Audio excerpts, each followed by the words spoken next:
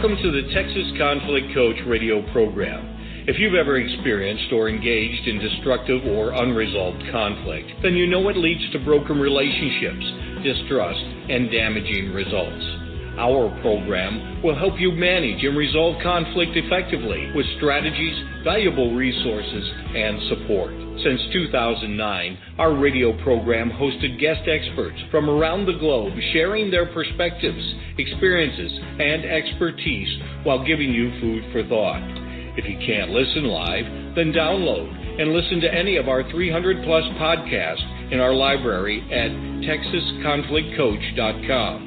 So sit back, relax, or join the conversation every Tuesday evening, or tweet us at TXConflictCoach.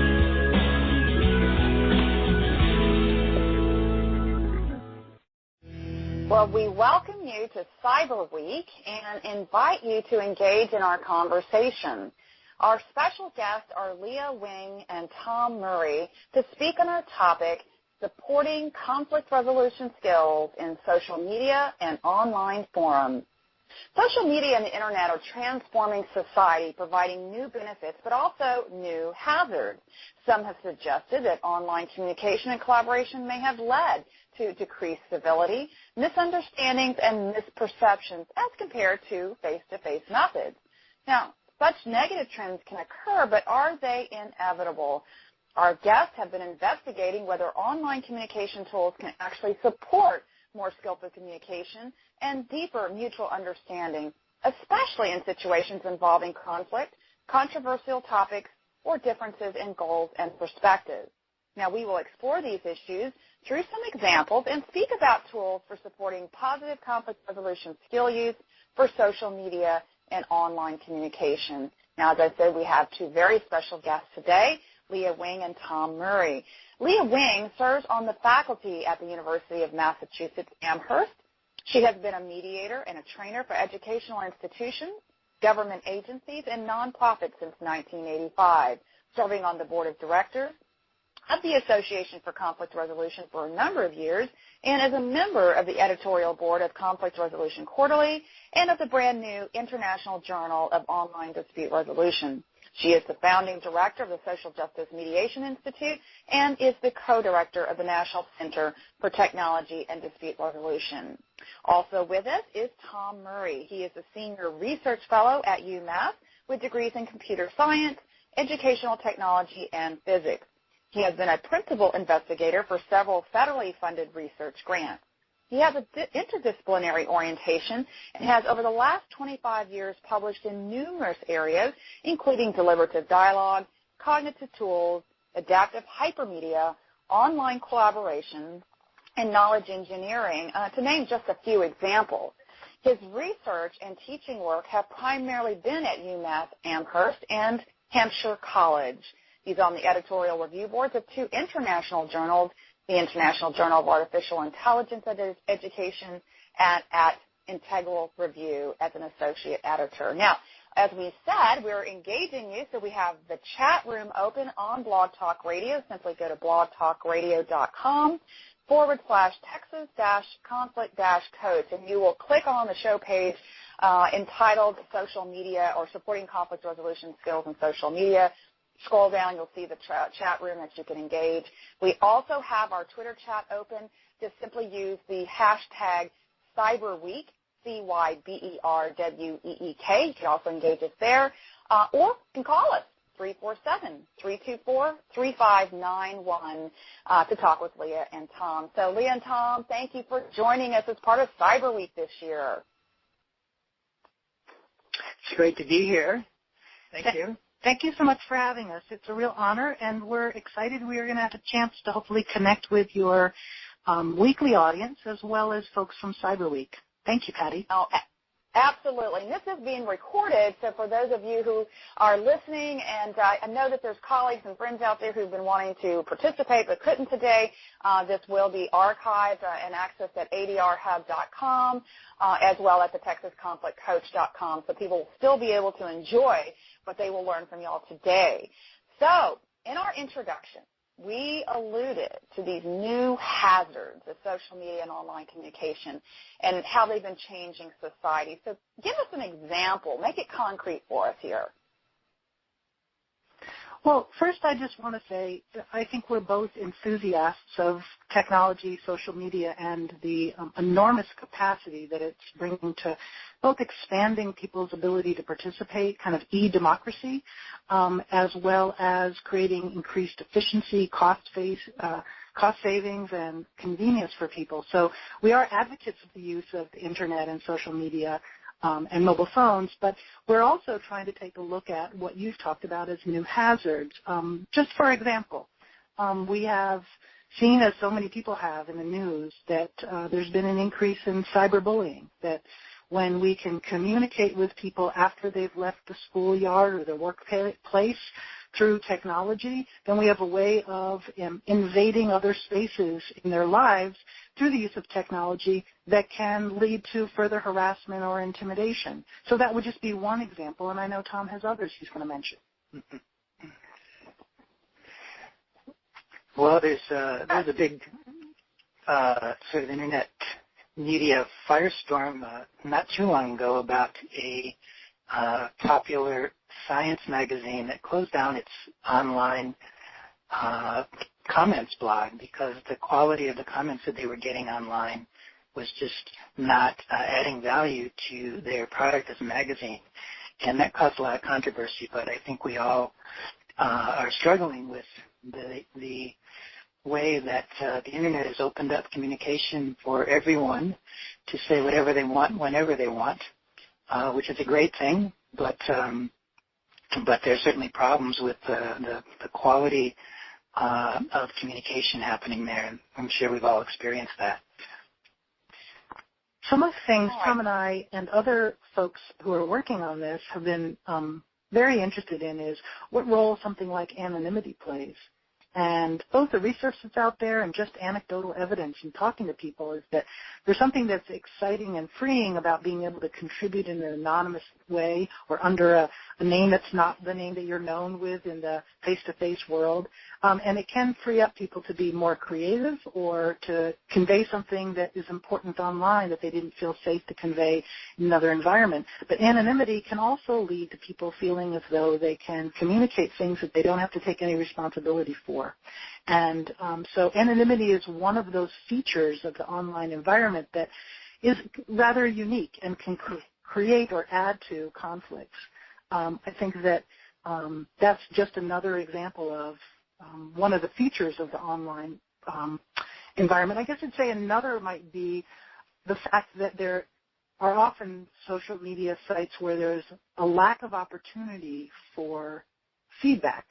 And one of the things we know in the face-to-face environment, especially those of us that are involved in the conflict resolution world, is how we communicate and how we foster feedback to one another or open communication to one another can be very important.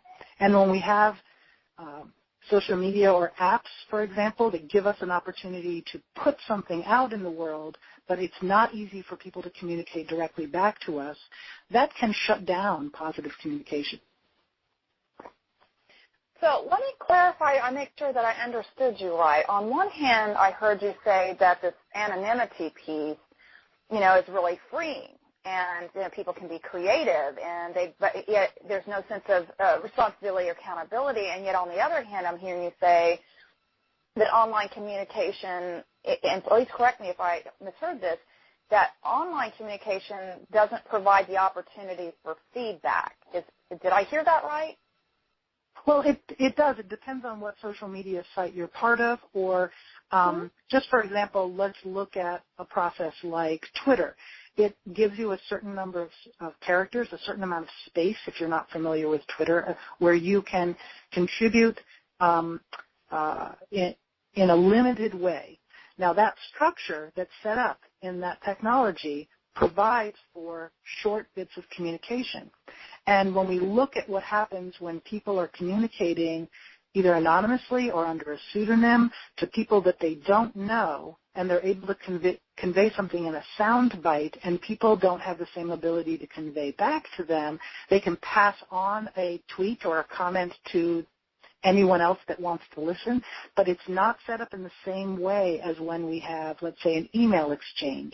So I'm not criticizing Twitter in that way. I'm just trying to give an example of how the structure of a technology tool can help foster more understanding, more explanation, or less. And so I hope that gives a little bit more of an example. Okay, yeah. So let's talk about some technology gaps. Given that there's this trend to communicate and connect to people, through social media like Twitter, for example, you just gave that, or online forums, or these virtual gathering places that some people are not even aware that even exist. What are you finding are these technology gaps that contribute to this decreased ability, these misunderstandings that we were talking about, or even this poor empathy that we have for others? So what are those gaps? Well, one is certainly the ability to be anonymous online, as we talked about, and different sites do that differently in terms of whether you need to sign on before you post something, and also whether you need to give your real name and identify yourself. And those things certainly have been found to change the quality of the postings.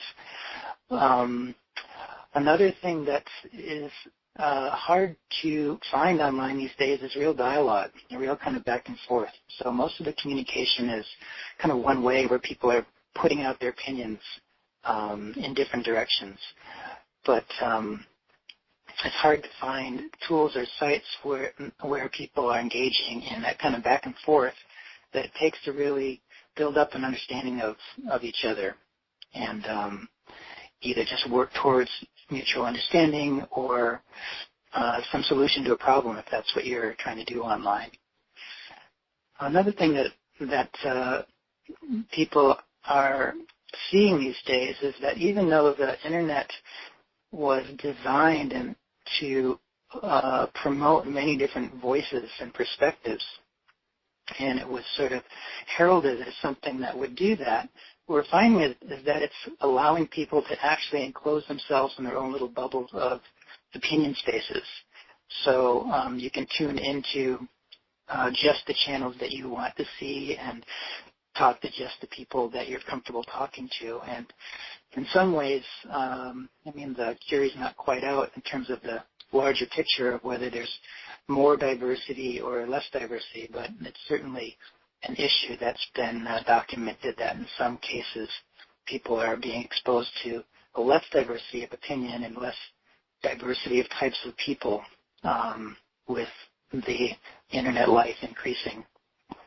Kind of jumping on that, I guess I'd like to make it clear that there will be many opportunities to find examples that contradict what we're saying. So we're well aware that there's a diversity of opinions out there and that people have freedom to explore across time and space and geography, and that is what's exciting about the Internet in particular. But we're trying to look at patterns of things that have begun to become problematic. And so we're not speaking about the fact that there are, of course, many exceptions to this. We're trying to look for the patterns of problems. And I think another thing that contributes to this is that the terrain is what we think about a town common, or we think about our commons and as a community or as a society. And we now have a new e-commons. And in this e-commons, we have relatively little policing. We have very little regulation and legal jurisdiction compared to the physical space, especially when we talk cross borders. And again, there's a real asset to that. It allows for a lot of creativity and voices to be heard that aren't heard in other ways. But some of the problems related to that is when there is harassment or there is ways in which dialogue is happening that's destructive or less than helpful, we don't have mechanisms put in place yet that are as effective as they could be.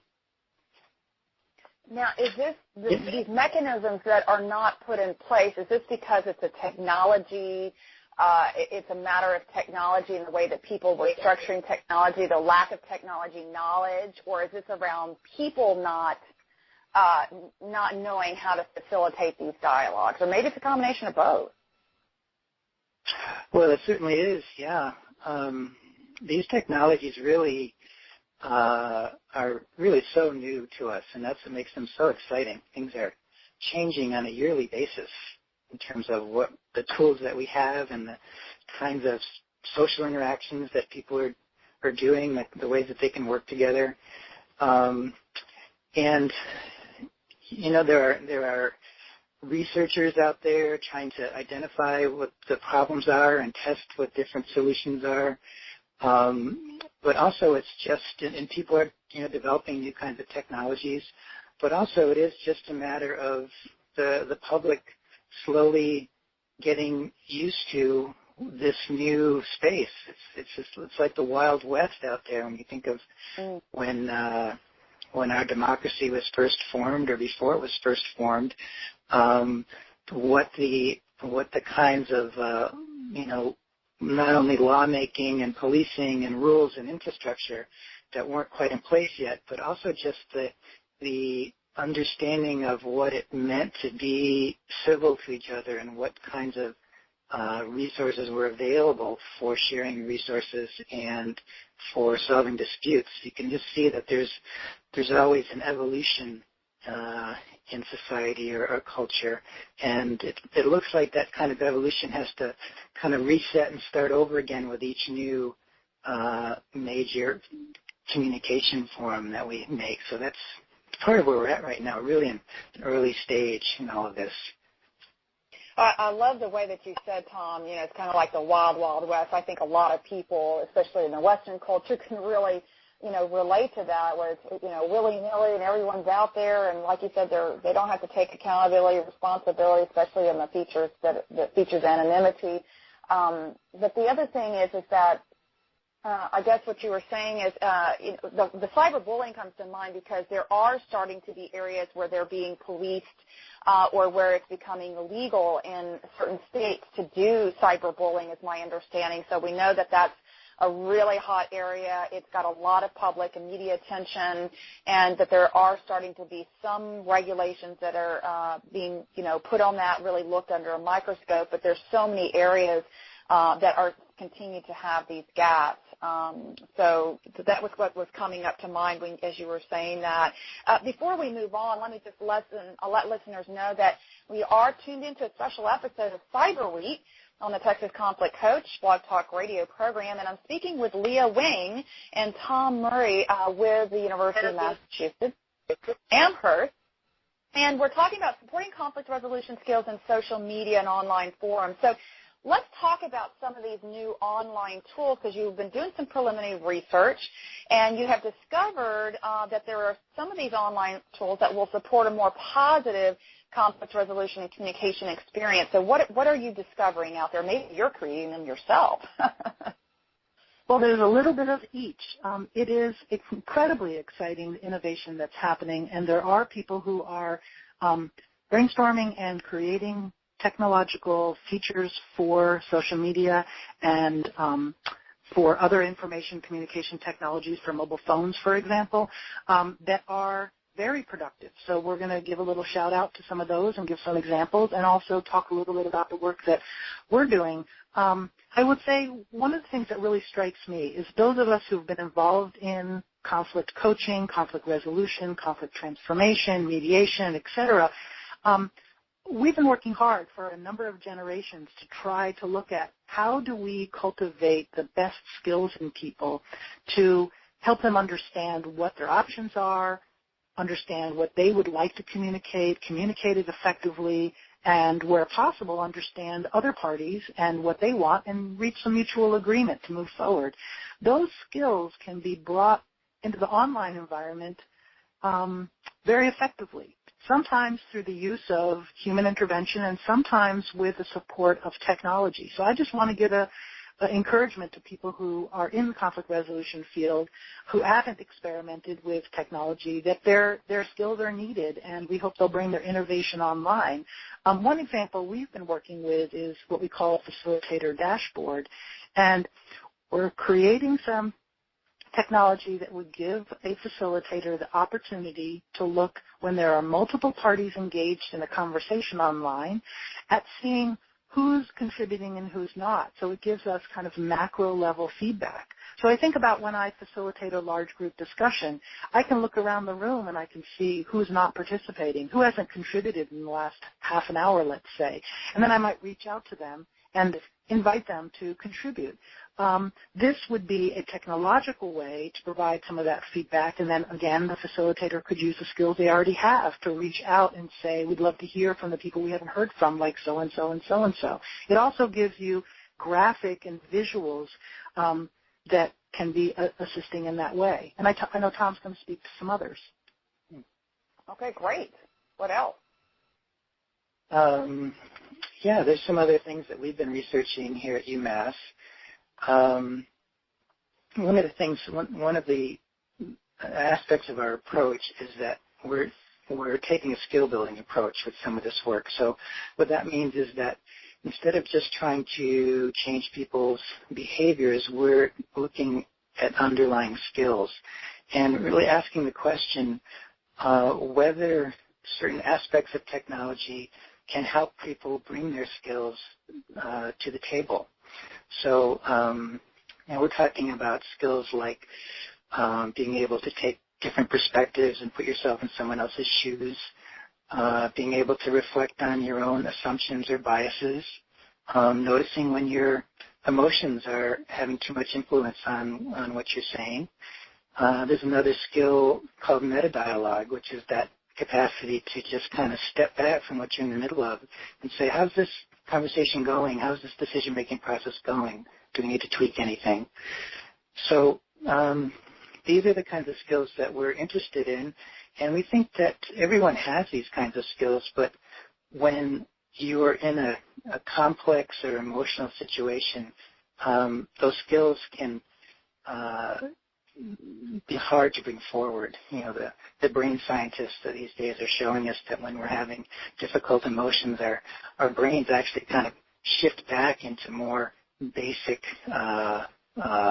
earlier forms of thinking that are closer to sort of animal type of reactive thinking. So the question is, given that people have these skills, like everyone can reflect on what their biases are, but we don't do that when the situation gets tough.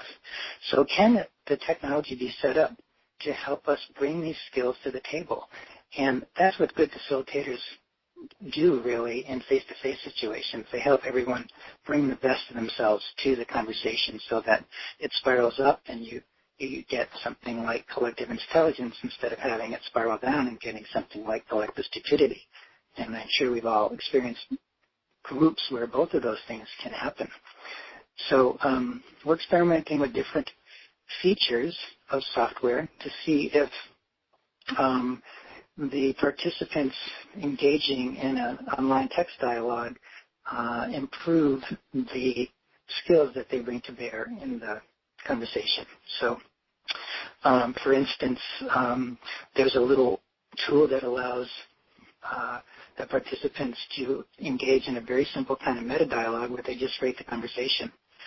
So they can say whether, they can just take a moment to go off and use this tool and say whether the conversation is boring or exciting or challenging. And just the ability to do that can influence the level of reflective thinking that people are doing, the way that they're having a conversation in the dialogue. There's also a little tool, and I'll say this: the software that we're using is called Medium, and it's a tool that's out there now on the market that people can check out, and I think we'll have a link to that. Medium? Yeah. Did you say medium, like small, medium, large, like that? Yeah. Yeah. Okay. Yep. Gotcha. Yeah, it's spelled a little differently, MEDIEM. And yeah, so this tool has the meta-dialogue feature, and also another thing that facilitators have found is useful is when people can kind of step out of the debate part of a conversation and tell a personal story about how this issue affects their lives. So if you're having a conversation about something like gun control, and maybe there's people in the room or around the dining room table who have very different perspectives, and the conversation kind of gets heated, and people are just disagreeing in different ways, you might hear from someone across the table who has a very different perspective than yours that they had an aunt or uncle who just got shot last month. And so that's a bit of a very personal story that shows where they're coming from. And it suddenly changes you kind of sink more deeply into the conversation and your connection with them at that point. So so there's a feature of this software discussion forum tool where you can go off to the side and say how this issue relates to your personal life story. So that's another one of the things that we're testing out. I wanted to just add something in here, and that's this concept called structural determinism that originated in critical race legal theory. But if we think about it kind of in our daily lives, either in traffic or if we're out in nature and we look at a stream, there's a certain flow that will continue unless it gets interrupted. So we can build a dam so we can make an inner tube chute so we can shoot down the water in a better way or capture the water for fishing, let's say. And so we can change the direction. But if we don't, then it will continue to flow in the same way. Same thing with traffic. We can add a traffic light and that interrupts the flow for a particular reason. So if we think about how technology gives us a chance to structurally determine how conversations happen, if we have feedback mechanisms, if we invite questions, if we have this, what we're calling scaffolding to bring people's best skills to the table, if the software structures that, people will be more likely to engage in it. So I've heard people talk about it would be great besides having a like button on Facebook or on other social media sites to have a respect or disrespect button that someone might click to say, I feel that this comment is disrespectful, and then a space to say why, if we go back to this idea of communicating more fully.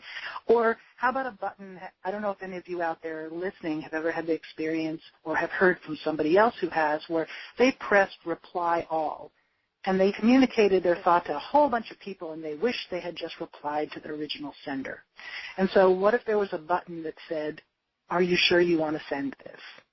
And whether it's on email or it's on a social media site, it gives us a second chance to think through, do I want to put this into the public sphere permanently, or do I want to rethink how I'm communicating this? Will the other parties fully understand what I mean? So there are small strategies that could be included that will hopefully structurally determine more thoughtful, more respectful communication. So, as you're talking about this, I'm thinking, okay, so I love the ideas in these small strategies, but how does that get it integrated into the mainstream of the folks who are creating all these technologies like Facebook and Google Plus and all these places that we go to? How did they hear this message that you're trying to do this and that we should do this? Well, we all see how technology is changing so quickly. Year to year, you see new kinds of software and websites and new features added onto these websites. And a lot of those new features do come from the kinds of research that we do in academia. The ideas, they get published, they get talked about in conferences and on shows like this one. And it can be a slow process of disseminating the new information and the new findings and the new ideas. It does seem to happen. Things do seem to change quickly. And, hopefully one of the things that we're hoping for is, whereas up to this point with the Internet, most of the development seems to be about quantity. So more connections and more websites and more people you can talk to and more information, and quantity is just increasing exponentially, but the quality is not.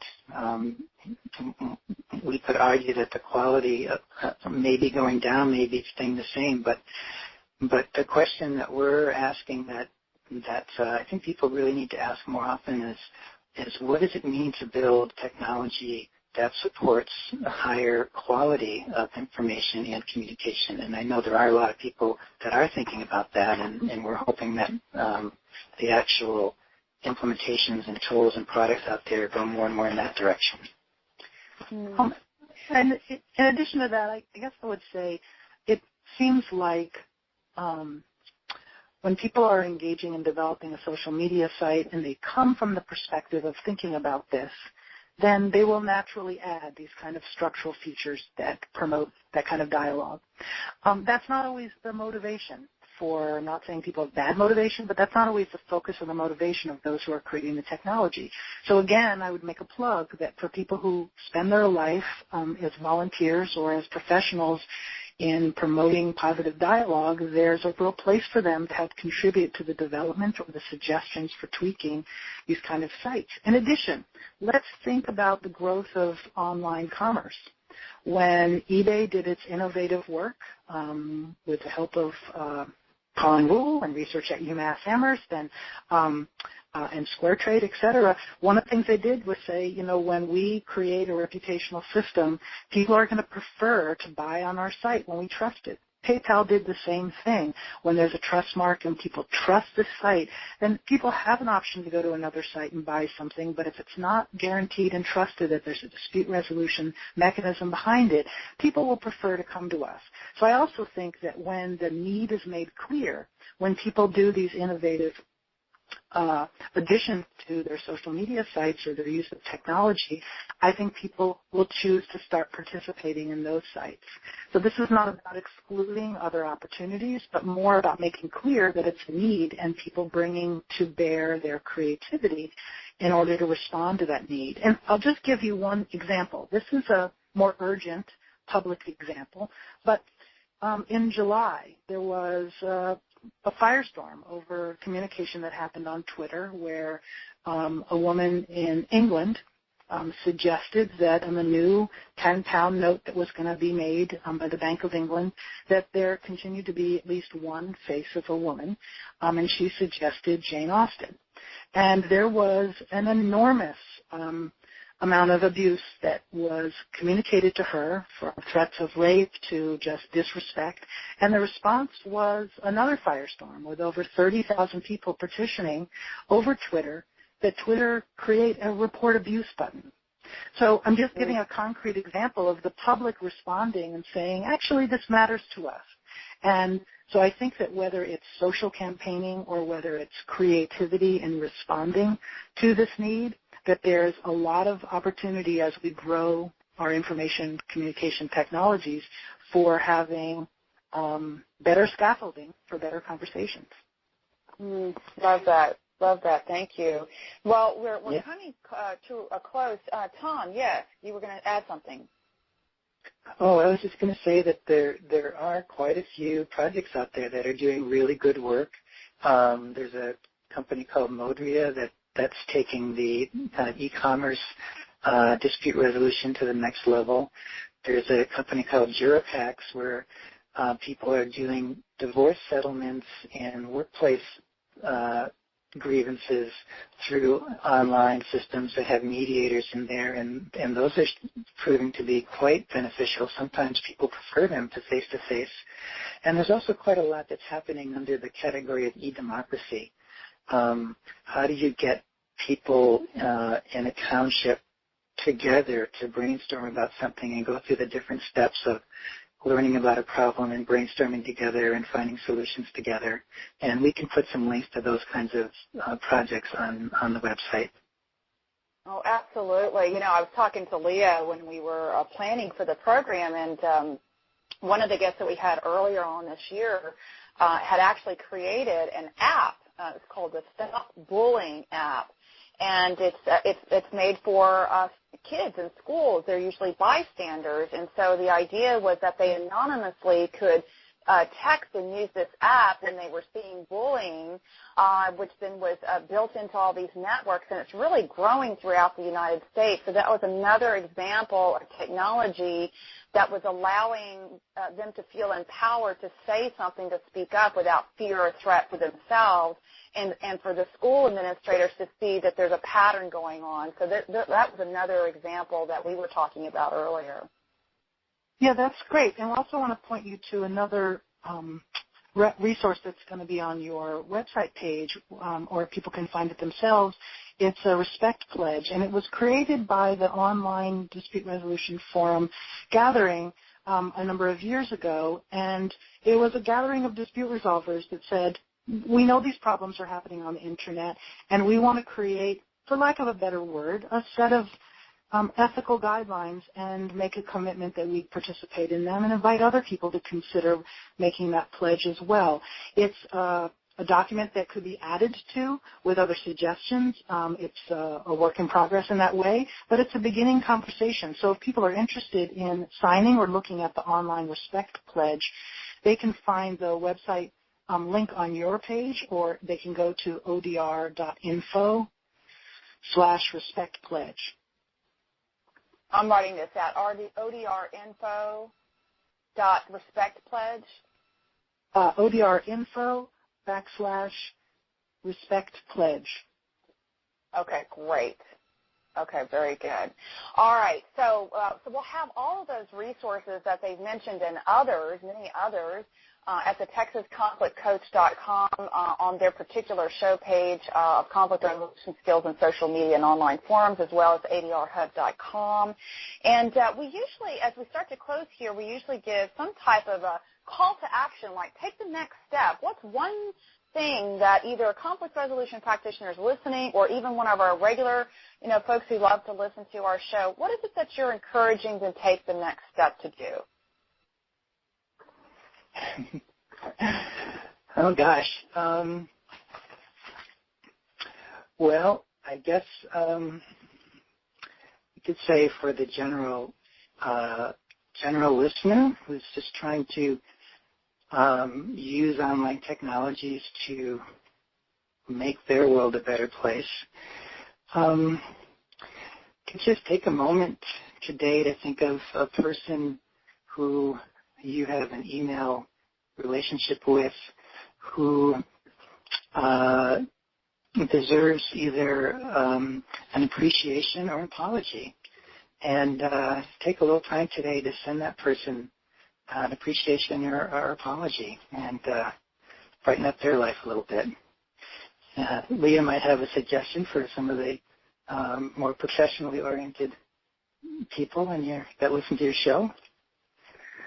I guess I just want to encourage again that people who are conflict resolvers or in some way involved in managing conflict, maybe at a hospital or at a college or in the community, that the skills they use are really needed in the online environment. And perhaps you can even broaden who you volunteer with or who your client base is if you consider reaching out to businesses that have a customer service process that's online, and see if you can assist them in making that process one that has features that allow people to communicate more effectively, to reflect more effectively, not just customer service, but other listservs. Maybe you're part of an organization and you watch communication happen among organization members, and you can think about how you can bring your skills as a conflict resolver to invite them to reflect on the mood of the process, or even use some of the tools